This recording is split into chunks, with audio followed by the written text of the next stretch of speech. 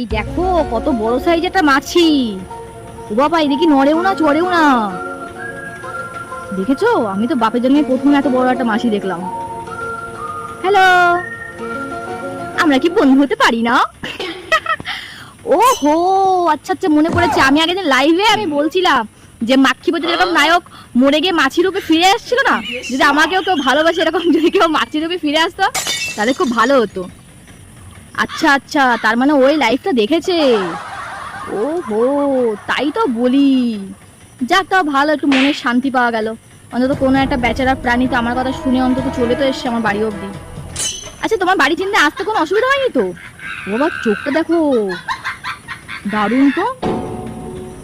পুরো মনে হচ্ছে না মাখি ওটা রিপিট টেলিকাস্ট দেখছি। হ্যালো, বলছি এমনিতে তো ভালো ঢালা বেশি আসে টাসে না, তুমি শুধু লাইভে একটা কথা শুনে এত দূর তো চলে আসো, শোনো আমার। বলছি বাড়ি যাবা? হ্যালো, বেশি আবার কাছে গিয়ে ডিস্টার্ব করার দরকার নেই, আমার আবার সময় খারাপ যাচ্ছে এখন।